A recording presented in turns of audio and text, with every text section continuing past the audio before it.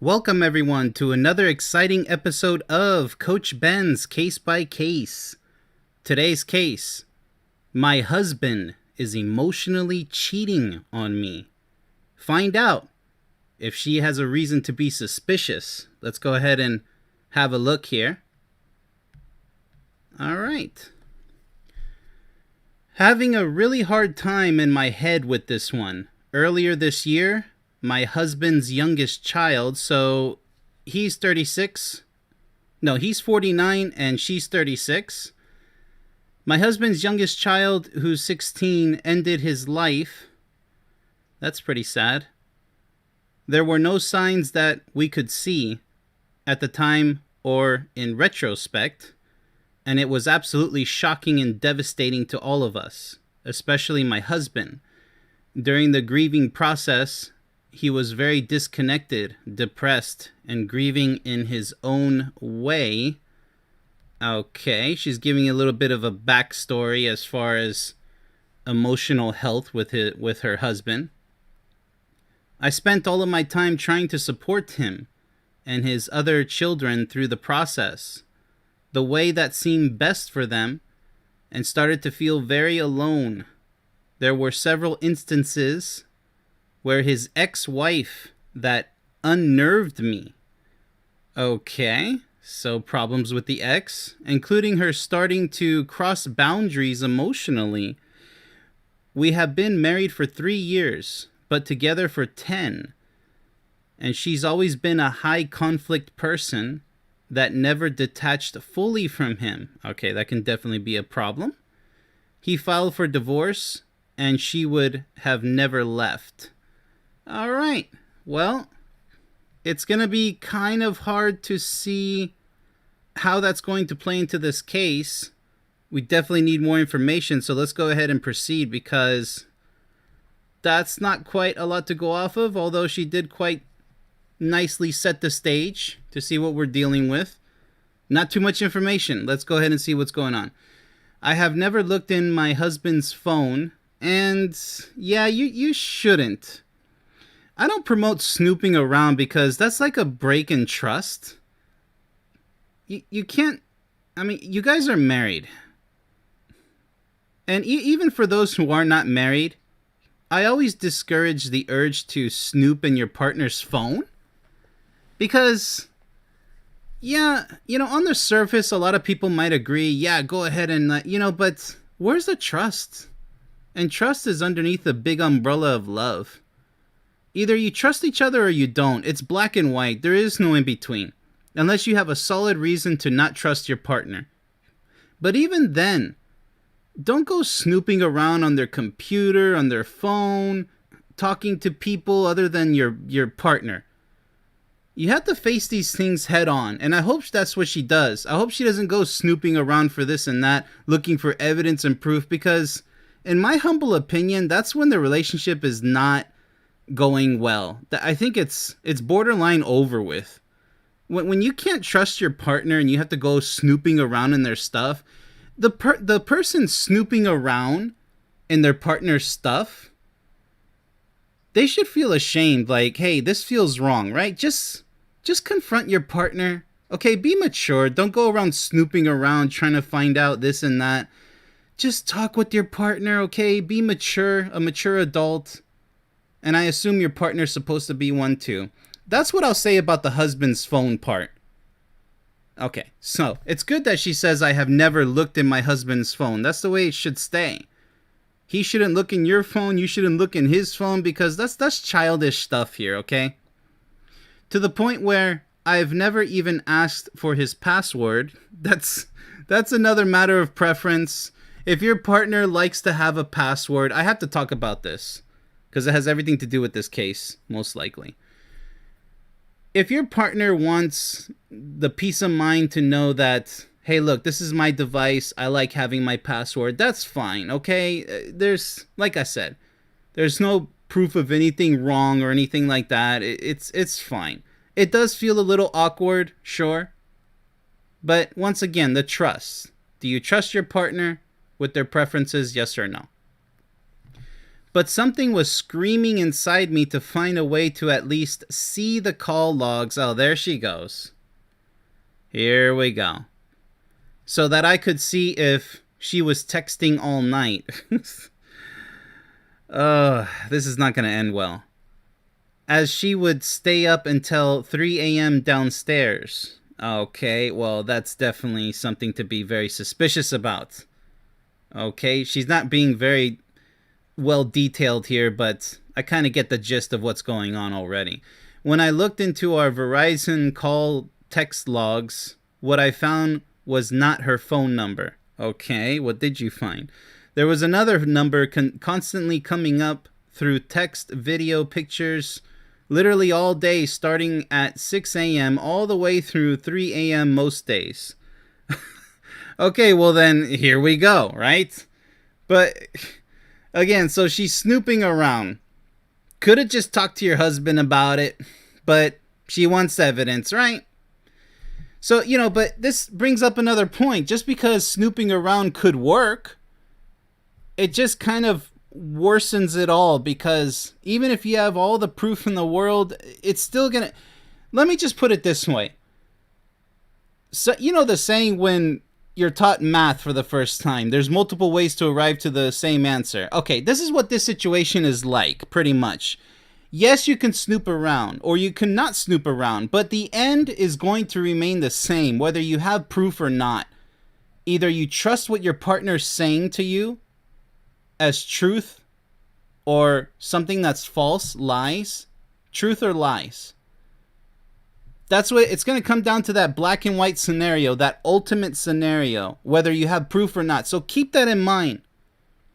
Because what they could say, therefore, if you do snoop around in their things, they could say, well, what a lack of trust, right? Whether they did or they didn't. And I know there's going to be a lot of people agreeing with the snoop. They're going to be pro snooping around. But think about it. Really try to think about it. What kind of a relationship is that? Where there's a constant doubt or fear, or maybe a looming sense of jealousy for things that maybe it's nothing. But just because it could result in something doesn't mean that, well, all women are like that, all men are like that, which is nonsense. Clearly, there's always those who don't have bad intentions and those who do have bad intentions and they want to get away with it. In which case, the relationship is clearly defeated. It's over. It's done. Let's go ahead and dig a little deeper through this. It had started in January, and we lost his son in the beginning of April. All right, so quite a few months already.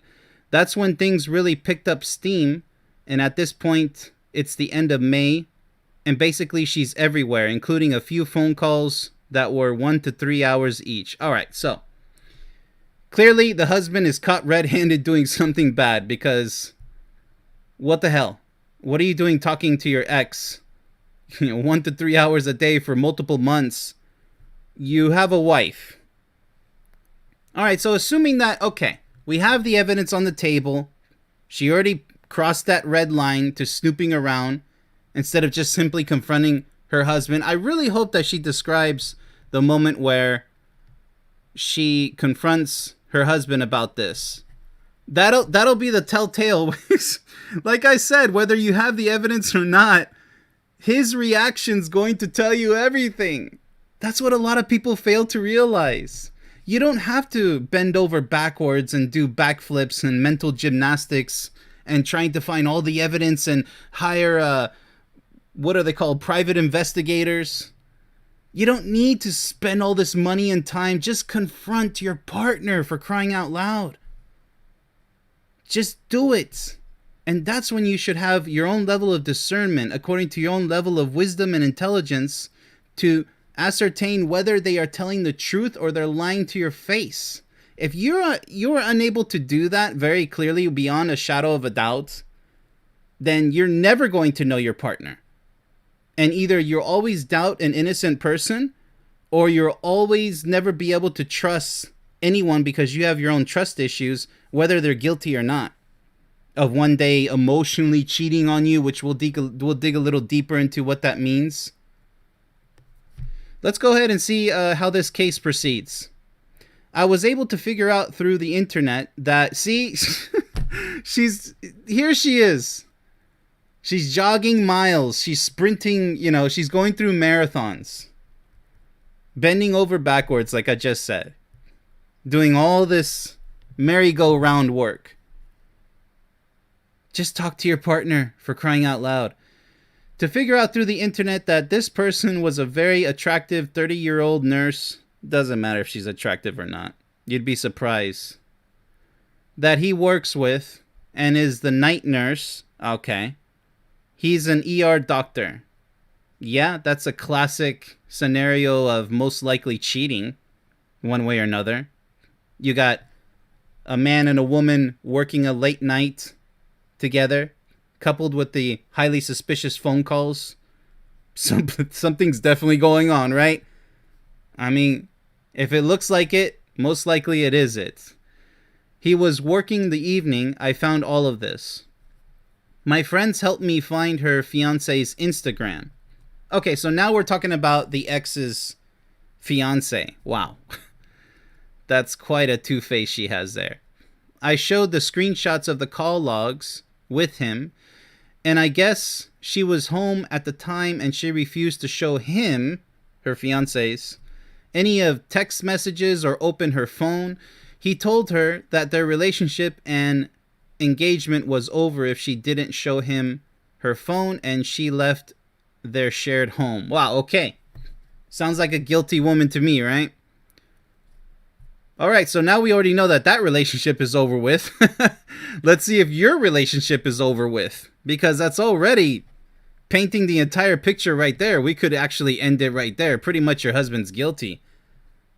I mean, why did she run away so easily? Why didn't she just show the phone or whatever? If she's so innocent, right? But you see, that's another thing. Like I said before, I'm not going to repeat it, but what I will say about that part with the fiance and, this husband's ex-wife, she could have just explained herself. Why did she have to leave? I mean, that just spells guilt all over her. That's guilty as charged. You're not going to defend yourself, or so it looks like she didn't want that relationship and she's trying to steal this person's husband. Which I don't know why, because she's already the ex. So clearly that relationship never worked out. Why is she trying to reconcile? She's doing two wrongs here. Number one, you don't call him an ex for nothing. That relationship is long and over with. If your ex isn't no longer available in the future, well, you should really close that book and wish them well, okay? It's that simple. But some people just don't know any better. So they go chasing after their ex, as in this. This case, they're both chasing after each other secretly, behind their partners' backs. It's already in flames. But let's go ahead and finish this off. I then called my husband. Here we go. It's showtime, something you should have done in the very beginning, but hey, to each their own, right? Multiple ways to solve the equation. I then called my husband while he was at work and asked who this person was. He acted very sheepish. Oh, well, okay, sheepish is very suspicious. And admitted that they texted way too much and it was not appropriate to be doing that, and he knew it. Okay, well. Alright, so you're guilty, right? That's really sad. That's unfortunate. Well, hey, at least he's telling the truth so far. Let's see how much truth he will tell. You gotta spit it out. But would not admit, oh, there it is, to any emotional or physical relationship. Well, of course not. You're caught red-handed, buddy. That's guilty as charged. When somebody's innocent, they're going to... It works both ways. When somebody's guilty, yes, they might tell you an entire book of excuses, but you can identify the flaws in their reasoning. When somebody's innocent, yes, it may sound like a book of explanations, but it sounds more legitimate, more reasonable, more logical, more realistic. You have to know how to discern between truth and lies. Otherwise, you'll never be able to trust anyone, and you'll never be happy in any relationship because you have trust issues. The ability to sense whether somebody's telling a truth or a lie, even if you fail to recognize either or, that's called wisdom and intelligence. You have to develop it on your own. I can help people with it, but ultimately they're going to have to get a hold of the patterns, get a hold of the ability to be patient, and not to get emotionally out of control and just assume the worst, when most likely it's not. Now, in this case, if I was her, this guy's guilty as charged. He's being so evasive. He doesn't want to give any explanation. He's just like, oh, it's inappropriate. Yeah, okay. Really? Let's just see how much worse it can possibly get, because I have a feeling it's going to be worse than that. I told him he could settle this right now and send me screenshots. See, she's still digging inside the ground here. I don't advise going that route, but like I said, to each their own, because you're still playing detective. That part is over with. You chose to play detective. You already know something suspicious. Just talk to him face to face. Enough with the proof, right? Ask him what's going on, and if you're going to be evasive, then I'm just going to assume that you're guilty and it's over. We're just going to divorce right here, right now. Because if he really loves you, if he really cares about you, he will spit it out. The truth. The full truth, without even having to show you screenshots. Because if he can't do that, he's not a real man. Now, a lot of people would run and say, no, show the screenshots. I want to see the screenshots. It doesn't matter. Because even if he showed the screenshots and it was nothing to see there, why is he still talking to her 1 to 3 hours for multiple months? It doesn't matter. The evidence doesn't matter. Don't you see it? Don't you get it? You have to make a final decision. I know it sounds pretty brutal to get straight to the point. But why are you going to do laps with the evidence and demand evidence? It is what it is. He's already telling you. So let the truth come from him. And if he's apprehensive, if he doesn't want to dish it out, then there's your answer. He's too ashamed of what he's been doing, and he doesn't love you at all because of what he's been doing. That's it. That's when the black and white picture becomes overwhelmingly, abundantly evident. It's done. So let's go ahead and proceed here. Of their text thread, and he said that he deleted it. You see, you already knew the answer. It's just going to get worse. And deleted it every single day because he knew it was wrong. He's literally telling you that, yes, he is emotionally cheating on you and potentially physically cheating on you. There's your sign. Big billboard for you to read. Doesn't get any more clear than that, but you already knew that answer. I asked what exactly they talked about first thing in the morning. You just want to carry it on, don't you? I understand it's a marriage. I understand it's something very serious. But it doesn't matter whether you're married or not married. It's a relationship. It's a serious relationship. Even the amount of time you've been together, you still have to approach it from a very raw standpoint. Demand that your partner be honest with you. Just like the first day you met. I'm sure you guys were honest with each other, although even that could be doubtful with a lot of couples out there. I understand. But let's go ahead and see what happened. Okay. All day on 3-hour phone calls. All night. He just maintains, I don't remember. Well, that's just a lie. How could you not remember those hours and hours? Because this was multiple months, 1 to 3 hour phone calls. No, he's lying straight to your face. And that's completely despicable. That's not a real man right there. Just spill the beans everywhere. Otherwise, guilty as charged. I asked what videos and pictures were sent, and he says, I don't remember. Well, he's going to double down, isn't he? Yeah, this is not going to end well. It is now December. And we've been trying to work through this. I don't see how. But he still works with her in the evenings. Wow, on top of it. And a few nights a week. Yeah, like I said, this is only going to get worse and worse. I mean, we're beyond the gutter. We're in the sewer at this point. I mean, yeah. He tells me each time, and he's been really making an effort to be emotionally available and completely cut her off. Did he, though? Find that hard to believe.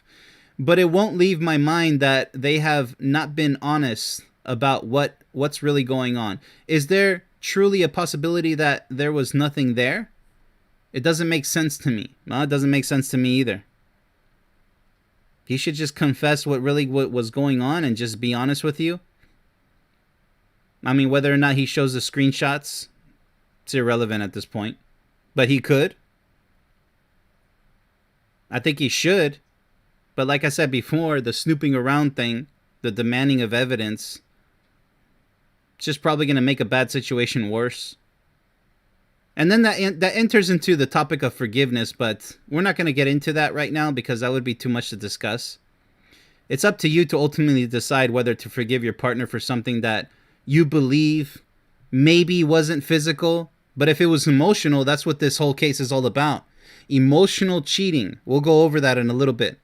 Why would they both delete everything and refuse to tell their partners anything about their communication? Exactly. That's a legit concern and question. It hit me hard when I spent Christmas Eve alone and he was working with her. What? Okay, I understand that some people have to work during the holidays. I get it. Or the day before, the day after. I get it. Or an entire week or business trip. But if you cut off all ties with her, look, this is a reason to change locations of your job or just change career altogether. What's more important, your marriage or your job? Maybe it's not convenient, but if you stay the course, you're going to lose your wife because of the stupid things you've been doing. So you could be selfish and just say, well, whatever. If I'm tasked to work with her, then I guess that's what it is. I'll just avoid her. Yeah, how is she going to trust you? It's got to end one way or another. I mean, if she wants to continue with the marriage. I don't know what to do. I don't blame you. Even if he's the perfect husband moving forward, when I needed him this year, not only was he not there for me when I was always there for him, but he was doing this to me the whole time. Yeah, that's gotta hurt. And if I hadn't seen that call log, would he still be doing it? I feel like I'm going crazy and need some advice. Okay. Well, my advice is, clearly he's hiding something major, something very big, because that can't possibly be work-related, speaking for 1 to 3 hours on the phone for multiple months. That's just guilty as charged, and he doesn't want to talk about it. So that's just, it's over. I'm sorry. You can't be safe in this relationship. I know it's going to hurt. You're married. You probably love him. I'm sure the red flags were in the beginning of the relationship or somewhere down the line. There had to have been some red flags. Because when a person is truly happy in a relationship, there is no cheating. I don't care what anybody else has to say about it. When you are happy with your partner, you are so against cheating, the thought and idea of cheating, it's ridiculous. It actually offends you if your partner brings it up or somebody else brings it up. And here's the beautiful thing. When you're both in love with each other, you trust each other 100%. Because without trust, there can't be love. But unfortunately, there's so many couples out there walking a thin red line where you could just lose it all the next day because, oh, well, I don't feel like trusting you anymore because maybe a misunderstanding, maybe a rumor that somebody told you, friends or family or colleagues or whatever it is. A simple acquaintance. And you could possibly ruin the best relationship of your life and you only get one chance. Most likely. And then you're going to have trust issues if you ruin a great thing. So be very careful. And we're going to get right into it right now. A little bit of an extra. Because while the case may be over with, the topic of emotional cheating has to be a little bit ironed out here to finalize this case. So, we're going to determine, was it really emotional cheating? Let's have a look. Emotional cheating happens when you establish a close, intimate connection with someone who isn't your partner. That clearly happened in this case. Can't argue with that. 1 to 3 hour phone calls, multiple months. and he doesn't want to talk about it. You can generally tell emotional infidelity apart from simple friendship because, or co-workers in this case, your interactions often involve some sexual tension or romantic attraction. Okay, we don't have proof of that. She wanted to see the call logs, the texts. But it doesn't matter. Clearly there's something there. There was something there. Or there's something still going on. Because he continues to see her at his job. You also keep this relationship close to your chest. That's what he's doing by refusing to talk about it in great detail. That's your partner. That's your wife. You can't just leave her in the blue, imagining it the worst. Unlike a healthy, supportive friendship. Yeah. But even then, you shouldn't even be friends with her. You are co-workers. You get into your work, you get out of your work. You have to work late night, get in, get out. What are you doing calling this person for any reason at all? You should not be calling each other. This type of attachment may not seem threatening or problematic, since you don't plan on getting physical. Yet emotional cheating can begin to erode the foundations of your relationship and weaken your commitment to your partner. Yes, because that brings us to the next word, which falls underneath the umbrella of emotional cheating, flirting. There's no evidence of him flirting, but let's have a look. Behave as though attracted to or trying to attract someone, but for amusement rather than with serious intentions. To lead on, experiment with, which I believe this guy was doing, the husband, without committing oneself to it seriously. Alright, so there's no proof of superficial interests because we didn't see the text, right? But the idea remains there, the doubt. Because he's saying it's nothing serious and, oh, it was inappropriate. Okay, what was inappropriate? Why don't you want to talk about it? So yes, you have a right to assume that he was flirting with her. And here's another word. Here's the last one we'll go over. Teasing. Was there any teasing? Alright. To tempt someone sexually with no intention of satisfying the desire aroused. It doesn't matter. I mean, you could be playful, goofing around with your partner out in public to say, hey, look, guys, I look pretty sexy today. And your wife spins around, shows the people that you guys hold in company. Okay, your wife is showing off, right? Or your husband's showing off, saying, hey, this suit and tie looks pretty nice on me, hey? And, maybe her female friends are like, oh, yeah, looking handsome, okay, teasing. Look, I get it. But the innocence has to be obvious. You have to be even careful by joking around with that stuff. Because then it could be misinterpreted or easily detected as, in fact, flirting or teasing. Which is emotionally cheating right in front of your face or not in front of your face. But the signs are clearly there. It's going to come down to the personality of your partner. Do you have a reasonable suspicion to not trust them? Yes or no? It has to be as clear as day. Now, if you have a heavy doubt that your partner could be cheating on you, either emotionally or physically, then that doubt has to be discussed with your partner, and your partner must provide explanations. That's when you talk about it. It's one thing to suspect falsely or to suspect with good reason. Because if you suspect falsely, you know the saying that you can never be too safe, better safe than sorry? That doesn't quite apply because you could end up offending your partner if you suspected them of something that they're not doing, such as emotional or physical cheating. That's very disrespectful. Especially when you turn the tables and accuse your wife of doing that when she's not. That could actually end up ending the relationship, because when you show your partner a lack of that trust, you're literally telling them that, hey, I don't love you as much as you think I do. And it always works both ways. So I'm not here defending men or women who may be emotionally cheating or even physically cheating, because that means that that's the end. That's a line that you don't come back from once it's crossed. All I'm saying is that you got to be very sure. And in order to be sure, you have to confront your partner, as I said before.